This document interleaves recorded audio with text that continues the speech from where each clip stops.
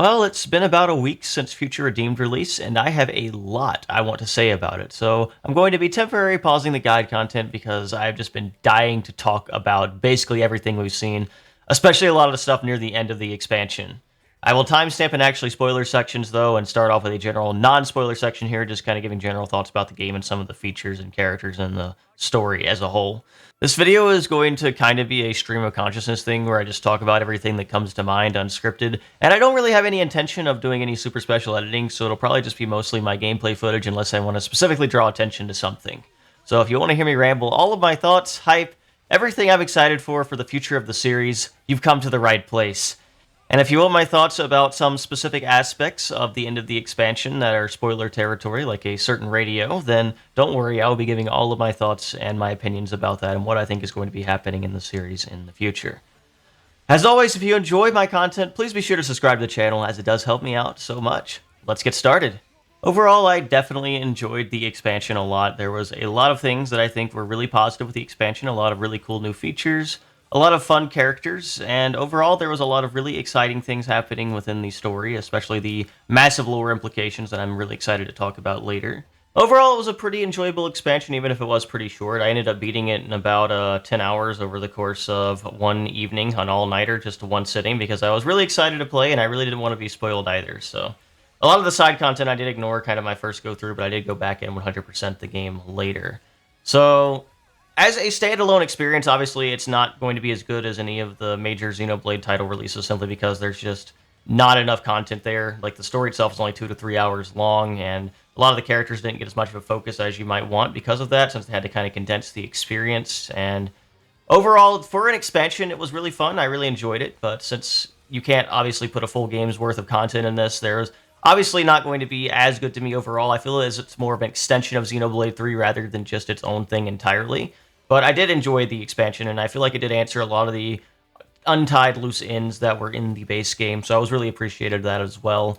If I kind of had to rate the story as a whole, it was really interesting to see the origin of the founders. I do think that was a really exciting lore connection there, and it was interesting to see how Shulk and Rex came into play especially, and it was also really interesting how they didn't actually seem to fight against Mobius much in this expansion. It was more about tying up the loose ends with Ontos, which I do think needed to be done, especially because there was a lot of questions about that as well. And if this was going to be the end of the Klaus trilogy, I wanted them to be able to address any kind of really important lore that was unable to be answered at any other point. So I also feel like this was able to help connect the base game and also kind of give us a more satisfying conclusion than the base game was able to at the end of the game. So I was happy about that as well.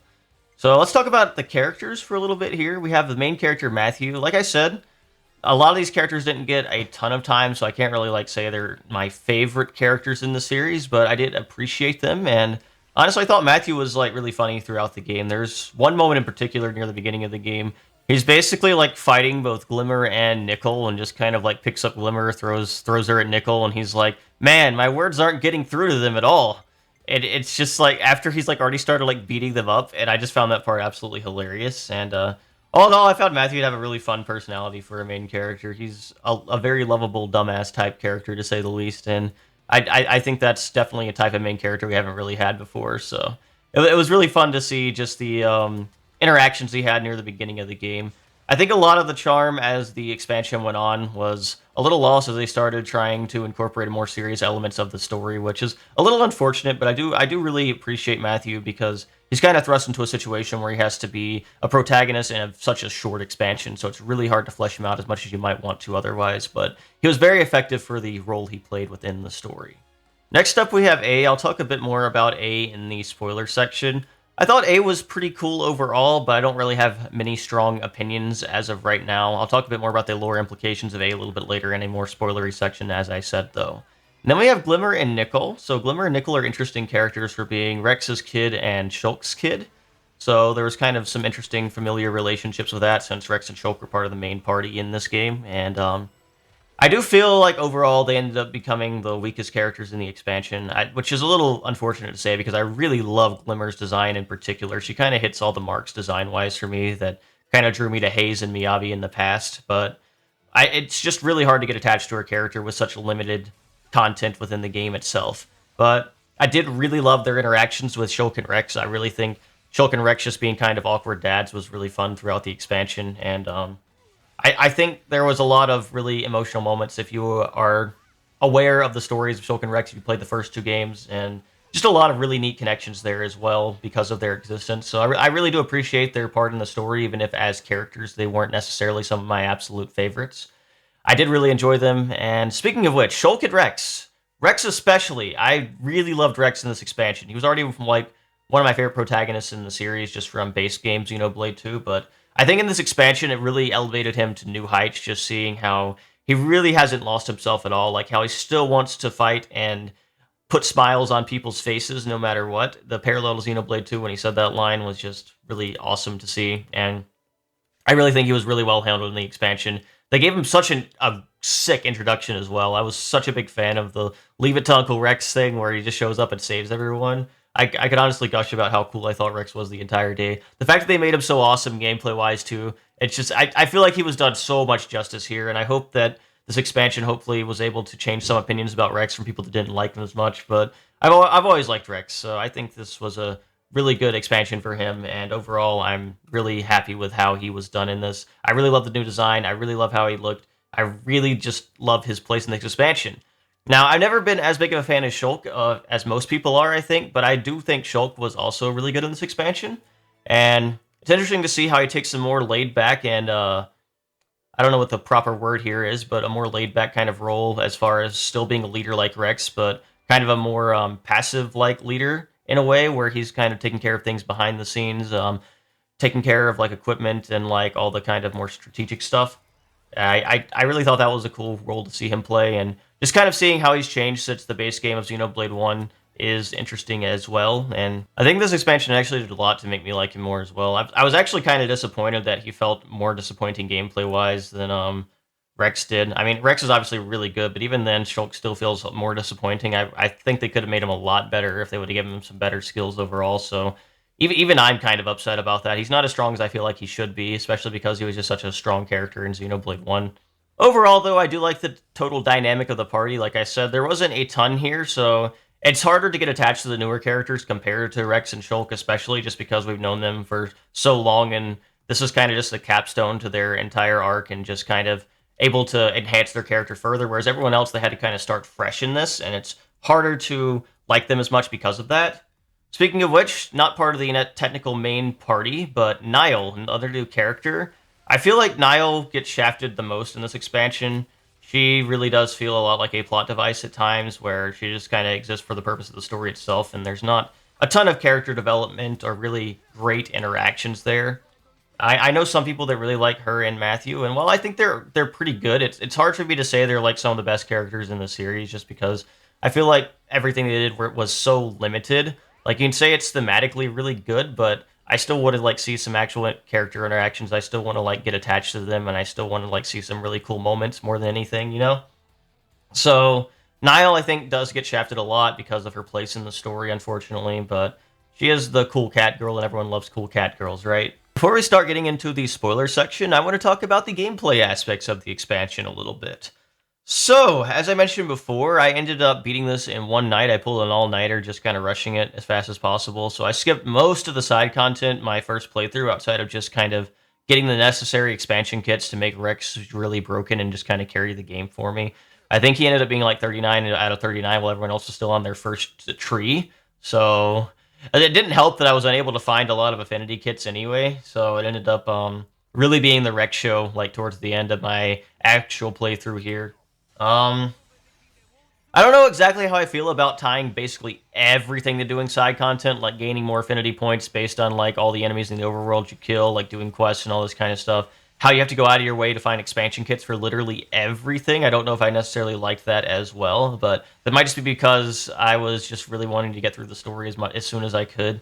And maybe on like repeat playthroughs where I don't care as much, it would be a more interesting system because of that. But I did kind of feel the struggle of the fact that Rex was my only strong character for a really long time, simply because I just didn't really go out of my way much to be able to get the extra kits for my other characters, and they were just so uninvested and weak the entire game because of that. I did do what I could though, and I was still able to beat the game without too many issues though, because Rex is just that broken of a carry. But I do feel like that kind of progression system is Not something I definitely would want to see return, especially as a speedrunner, by the way. I'm gonna have to deal with that every time about how to like kind of optimize just what is worth getting to invest in Rex or just anyone really without going too far out of the way as to waste too much time. Like it's an interesting like way of kind of forcing side content separate from how Torna did it, where they just force you to do side quests in order to progress. So I do appreciate that because you're not technically locked out by anything, but it's kind of like an exploration lock in the sense of if you are not doing anything, your team is just going to be too weak to progress through the combat of the main story. Speaking of which, the combat wasn't really all that much different. It controlled extremely similarly to base game Xenoblade 3, but as I mentioned, I really found Rex fun to play.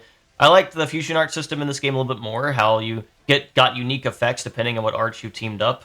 I really enjoyed a lot of experimenting with some of these effects to see which ones I like the best. I was also a really big fan of the Unity combo system. I think it's a pretty interesting feature to be able to kind of make your characters more powerful by taking advantage of that. As always, break is really essential, so I wanted to try to maximize my chances to break. So I ended up pairing like a Rex art that gave him a break and topple in one throughout basically most of the game, so I could break enemies even more often and kind of use those Unity combos even more. And that helped a lot in ending fights a lot quicker since Awakening is just such a really powerful buff effect to grant to yourself whenever you're able to use one of those Unity combos. I really love the Unity skill system, just pairing up characters and getting unique skills when you do that. It's one of those systems where you actually have meaningful trade-offs depending on what characters you team up. So I was a big fan of like actually having some good customization options. The skill tree progression was really cool as well. Now, by the end of it, you end up getting every skill anyway, so it doesn't matter as much. But just kind of like on the spot decision making, deciding what you think would be the most beneficial to grab at that particular moment in time is something that I think really enhanced the game as far as giving you meaningful progression and decisions throughout it. The side quests, I don't think were nearly as good this time around as Torna's side quests. I do think that Torna's side quests were just some of the peak in the series, and these kind of felt somewhat half-baked at times, but they didn't really have that many side quests overall, I guess because they wanted to give a bigger focus to some of the other side content in the game.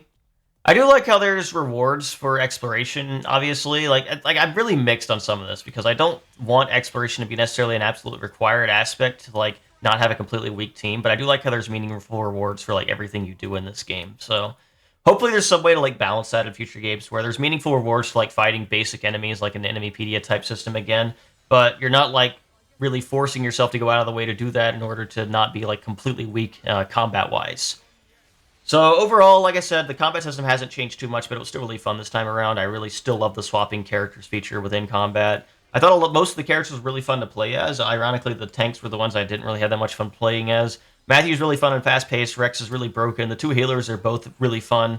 But I didn't really ever have that much fun playing Nickel and Shulk, and it didn't help that I think they're just kind of weak and hard to gain aggro with. So I do wish that there was some changes there to make them a little bit more fun to play as, unfortunately. A lot of the environments in this game were awesome. I'm a really big fan of just the exploration and the how the areas looked in this game in general, and I really think the OST in this game for the areas was a lot better this time around. Like, I think the base game focused too much on ambient vibes, which is fine, but I feel like Xeno as a series is really known for a lot of their like grandiose area themes, and this really captured the vibe of that really well, and kind of most of the area themes in this expansion were just absolutely incredible. I think they're some of the best area themes in the series as a whole. Up there was Xenoblade 2 and Torna's area themes, and some of the Xenosaga 3 area themes for me as well that are just some of my absolute favorites in basically all of gaming. So, really big fan of how like the OST came together to enhance a lot of the experience, and really big fan of the world itself. I really enjoyed this part of Ionios, and I really enjoyed just most of playing the game as I went through it, and it was really fun going back and doing a lot of the side content after I beat the main story and being able to go through everything. I genuinely do think there's absolutely a lot to like about this expansion. I just don't know if I want to see like everything as far as skill progression being locked off by finding like kits in the future. Like not being able to find gem kits or accessory kits is something that can be really annoying in future games if everything is tied to that. So I think I definitely prefer it being tied to level or something like that, or just not tied to anything at all. Just because that does open up a lot of options just throughout playing the game that makes everything not inherently feel limited. I don't mind a skill system, but I just don't want like certain unlocks as far as what you are able to access as far as customization being tied to exploration. So I'd rather just have like more of an infinity system where you get more points if you do certain things, but don't tie like accessory kits, infinity growth kits, just to doing all a bunch of side content because I think that's just not going to be the most reasonable thing to do, especially for people that want to just play through the story and don't want to do like all side content. So I hope that's not something that is going to be a aspect that they lean into too much in future games. I wouldn't mind it somewhat, just don't lean into it too much and just require everyone to do a bunch of side content to get through the game. Overall, this is probably going to conclude the non-spoiler section. I'd probably give it a numerical rating of like a 9 out of 10 if you wanted any kind of numerical rating from me at all. It's really hard to get a 10 out of 10 for something that's just such a short experience, but as an enhancement to the main game, it solidifies Xenoblade 3 as a whole as a 10 out of 10, so I do appreciate that aspect as well. I wanted to talk a bit more about some of these story spoilers now, so here is your official warning on that. All right, let's get into it then. So, let's talk about A. A is apparently half of Ontos, as has been predicted since before the game came out. The consciousness part of Ontos apparently keeping the memories of Alvis from Xenoblade 1. I found A to be a pretty interesting character lore-wise, but I did not feel that A was all that interesting just character-wise to me, just because I feel like, once again, there wasn't a ton of time to flesh A out and make A really stand out in a lot of meaningful interactions. I do like how A was always kind of annoyed with Matthew's antics. It was really interesting to see their dynamic, just because I feel like there was a lot of really fun interactions that came about because of that, and I wish a lot of that would have continued towards the end of the game. I did like the moment where Matthew said he wasn't going to oversleep, and then he oversleeps anyway, and A gets onto him for it. And I really liked just the lore between Alpha and A as well, and how we kind of get the wrap up to the Ontos plot, and how Ontos is kind of the bridge between Logos and Numa. And it was really interesting to put the connections together and see the interactions A had with like Shulk and some of the other characters, with the knowledge in mind that A is essentially Alvis's consciousness. So I do feel like that does help the overall character of Ontos and Alvis, but I think for A specifically, it's hard for me to care a ton unless I keep that kind of context in mind, just because, once again, the DLC expansion was fairly short and it was just difficult to always feel the most connected to some of the characters because of that. As far as the rest of the expansion, I think this expansion did a lot for N as well. I think it really enhanced his character and how N is just kind of intertwined with the narrative of Xenoblade 3. How he didn't necessarily want to destroy everyone in the city, especially his own son, but it just kind of led to that because he was trying to stop Alpha. Speaking of which, I do think that the final confrontation between Matthew and N was also really well done and executed. There was a lot of stuff to like there. There's a lot of stuff to like in the final sequence as well, especially the Numa Core Crystal being in the Matthew Gauntlets and the Logos one being implied to be an end sword. That was some pretty crazy lore that Numa's been with us basically the entire time, powering one of the most powerful features of the new world. And I don't know how that necessarily affects Pyra and Mithra and what happened to them, and if the core is just kind of left over from the Trinity to power that up, and it's not actually just keeping Pyra and Mithra from being in the world. I'm not actually sure how that works entirely myself, but it was definitely a really cool implication. It also makes Noah throwing his sword in the ocean at the end of the game pretty messed up, but we'll not worry about that, I guess. So, like I said, N helping in the fight against Alpha was really cool, like I said. I feel like it did a lot for just kind of enhancing his characters and giving his motivations a lot more nuance, especially when you get to the main game and see his interactions with Noah there, and how he's basically willing to do anything to keep his Endless Now and his time with Mio, even if it means teaming up with people to stop Alpha from ruining the world he has created and invested himself in. So I think N really got a lot and got really enhanced as an antagonist because of this expansion. The final sequence with Alpha is just really well done. I really love the Gurren Lagann and everyone combining like his ultimate Ouroboros. So maybe that'll be the Xenoblade. Maybe they'll call it that in like official art or logo. I was kind of expecting it. Like, this is like the Xenoblade. It's got to stop everything. I think that would have been like really sick, but I don't know. That's the 12-year-old in me that likes mechs talking, I guess. But that was a really cool moment. It's really interesting to see the origin of Ouroboros and how they came to be able to use that power. I think some parts of the narrative were a little bit rushed, especially all the stuff involving Niall. Like, Niall kind of appears halfway through the expansion. She starts talking about all the stuff related to going to this new world and how this world sucks and everything. And it's not really as elaborated on as it could be. It kind of gets elaborated on a little bit later in a flashback sequence to the previous Klaus world, where you're probably not paying attention to that because of a certain radio, but we're going to talk about that radio a little bit later. Let's talk about the standalone narrative here first. So I do feel like I said, Niall does get a lot of the... If any character gets shafted, Niall gets shafted the most, unfortunately. But that's not really a big deal because I think as far as what the expansion set out to do was just hopefully answer a lot of the questions and give us some closure on a lot of the events of Xenoblade 3. So it wasn't a super long experience, but it was an enjoyable one for what we got, definitely. I do enjoy that the post-credit scene also kind of showcased the worlds combining back into one, because I feel like that gives a lot more closure than what ended up happening at the end of 3, where it felt like they were just drifting apart again, and there was no real closure on the worlds splitting up, and I'm glad that they were able to recombine and kind of just form the Earth again. I have a lot of things that I need to say about that as well, like I said, so I don't know how much longer I can hold off about that, so let me think if there's anything else. You know what? We're already 20 minutes in, so let's just go ahead and get to the radio and all the lore implications. So this is going to involve some spoilers for some other games, Xenoblade X, possibly Xenosaga, possibly Xenogears as well. There's just a lot of stuff I want to talk about regarding that radio at the end and the post-credit scene, so here's your official warning for that before we get into the implications of that, because there's a lot.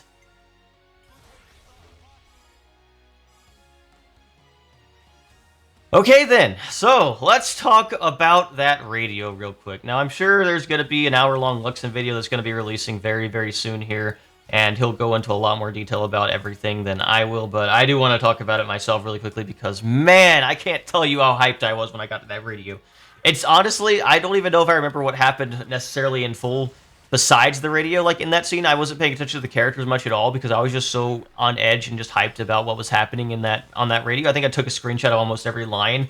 And once the Dmitry Yuriev name drop was revealed and I saw the Vector logo on the radio, I just kind of had to home menu the game for a bit because I was just like in shock of what was going on and just, oh my gosh, I was so excited. That was like the most hype I had been about the series. This is like the most hype cutscene since Birth of a Universe in Xenoblade 2. Like, and I hate, what I hate is I feel like most people just missed what was going on there. Like, it feels like people that played Xenoblade 2 and got to the Birth of the Universe without having the context of Xenoblade 1, so they don't know why they should be excited. That's what this felt like. If you haven't played Xenosaga, you completely missed just, like, how hyped this was. And I really hate that. I just really, really hate that for everyone that wasn't able to experience that before getting to this point in the game, because it was just such an incredible moment for me, and it's something that I'm still just kind of living off the high of, like, almost a week later, because I was just so excited to talk about this with people, and I was just unable to because I was one of the first people that beat this. And okay, so let's back up a little bit here. So the radio. I love how it starts off mundane, so you're not super invested in it, and it slowly just gets more and more insane as it goes. So some things that it dropped was Project Exodus, coalition government. That was two of the first things that we see here that has some bearing of relevance to previous games in the series. So Project Exodus was originally a term from Xenoblade X, talking about the escape from the planet Earth before it gets destroyed by alien forces, and it's just their last-ditch effort of survival. So the context feels a lot different than it was here, where it's talking about this, like, universal colonization project here, and I think that's something that is really important that a lot of Xenoblade X fans are overlooking, but I'll talk a bit more about that a little bit later. The really hype part for me here was the Dmitry Yuriev mentioned this first thing. So I was not expecting this at all. So I've confirmed this is the exact same kanji in Japanese, even though there's slightly different English spellings for Dmitry. But Dmitry Yuriev was a character in Xenosaga who is known to be a character that can extend his lifespan by consciousness hopping and kind of implanting his consciousness into new bodies, per se. Now, we never knew that he existed this far back, and it's technically possible that this is not him, but I feel like there's a lot of lore implications here if it is, and I've talked a lot with Lux, and I've talked a lot with a lot of other people about this, and it's actually not as hard to make a lot of this stuff fit as you might think it is, especially the Xenosaga stuff at least. And the really cool thing here is the Vector logo on the radio. So the Vector, if you don't know what Vector is the company that funded the Zohar excavation in Xenosaga. The Zohar is essentially the equivalent of the Conduit in Xenoblade. And if this is a Vector logo we're seeing on this radio, that means that Vector's around in this timeline, and there's a lot of implications that this could be same universe, which is absolutely crazy. So if we take a lot of the knowledge that we know about the Xenoblade series and Xenosaga series, there is an organization called Eidos in Xenoblade that is formed after the Zohar is discovered. And this organization is essentially a government type of organization that eventually gets access to the Zohar. It's presumed that Vector would initially have access to the Zohar after uncovering it, and then after a lot of experimentation goes wrong, then it's handed over to the government, who thinks they can totally handle it better. And then, of course, the Klaus experiments happened, and we saw how that ended up going. So what's really interesting about this is Vector is a company that the CEO is a character named Wilhelm from Xenosaga. Wilhelm is essentially a character that's basically a knight immortal who's been around for thousands of years, just kind of guiding the events of everything. And this lines up really well with a lot of the events we might have seen in Xenoblade as well, just because if he's manipulating everything, then that's absolutely crazy. And it shows that he's manipulating the events of two entire series at this point, and I would have no doubt that he's been in control of Vector and this entire government organization and Galaxy Federations, and that's what he's shown to be in Xenosaga. So the coalition government, I wouldn't be surprised if Wilhelm's really high up, and the implications here that he might have been able to manipulate Klaus are pretty crazy. And if that's how Lost Jerusalem or Earth ended up getting sealed away and how being split into two separate pocket dimensions that were on the Planck scale, as mentioned in Xenosaga itself, then that's a really crazy lore, especially when we see them recombine at the end into Earth. And that's why the people in Xenosaga couldn't find the Earth for such a long time, since it was basically lost in Xenosaga. No one was able to find the original Earth. They called it Lost Jerusalem in that game. And if that's how it was unable to be found, just basically split up like that, then that's really crazy that that's the lore implication there. And I feel like that post-credit scene is even pointing to that more, because I don't know if you guys like, if you haven't played Xenosaga, this is going to be kind of a spoiler, but essentially the end of Xenosaga 3, there is a clip where Cosmos is floating to basically the remnants of Lost Jerusalem, or just Lost Jerusalem itself, in the post-credit scene. And that final shot in the post-DLC of Xenoblade 3, that shooting star type blue light that's floating towards the Earth that has recombined, it's strikingly similar to the end of Xenosaga 3. It's crazy. So much so that I immediately thought this was Cosmos when I first saw it. And I'm not the only one. A ton of my friends that have played Saga thought that's the only thing it could be. And honestly, I still think that's the only thing it can be. And I just, my hype was in the stratosphere when I saw this. I just couldn't even sleep the rest of the night when I saw that. And I can't tell you, I wanted to like scream to people so badly. And once people finally beat it, I was like screaming in so many people's DMs about that. And yeah, there's a lot of people that agree with me that is Cosmos, and I'm really hoping that does pan out, because that would basically confirm it is the same original universe. And anything else would be like, there's obviously, it's not going to line up with Blade perfectly, Saga isn't, but there's a lot of minor discrepancies that could easily be fixed by very slight retcons. You don't actually have to do that much to make it fit, thankfully, because Xenosaga and Blade always had very similar origin stories, and the fact that Xenosaga always had people going out and colonizing the entire universe who were unable to find Earth after its disappearance kind of lines up really well with the experiment, just because the experiment was isolated to that one particular point in the universe near Earth. So it makes sense that if there's people not around for the Klaus stuff, they would just kind of lose track of where Earth was originally, and they would just kind of live their life as galaxy colonizers with Zohar. So there's definitely a lot of loose ends we may not understand, like how the Conduit and Zohar kind of split up, and if the Conduit's an emulator or something like that. There's definitely some stuff with Grimoire that can be a little bit difficult to fit at first glance, but thinking about it a bit more, we were able to kind of come to a conclusion that it can fit, especially if Grimoire was just working for Vector, and then that's how they decided that Vector shouldn't be in control of the Zohar anymore, and then they continued even more experiments that ended up leading to the collapse of Earth after they ravaged the planet with the power of the Zohar and everything like that. So there's a lot of really interesting lore implications here. So let's talk about Xenoblade X really quickly. My thoughts about that is that while I think Project Exodus is a really cool reference, I do not think Xenoblade X is directly connected. So why can Saga be connected but X is not connected? Well, the reason for that is there's just so much completely contradictory lore there.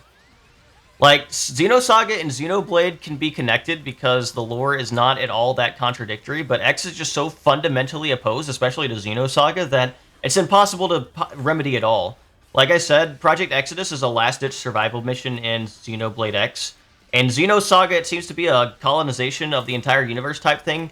And Xenosaga, they have, and in this world, in Xenoblade as well, they've got the Zohar, they got the Conduit. They have technology far beyond what Elma is able to offer them. Aliens would not be a threat to them, especially if they're already colonizing the universe. Project Exodus was just this last-ditch survival effort for humans in X. There were no Mimiosomes. There's no aliens in Xenosaga at all. And there's just no way to really reconcile that kind of stuff. We also saw Earth getting blown up. And there is no Wednesday, May 16th, by the way, in Xenoblade X in the year 2024. Sorry, I meant 2054.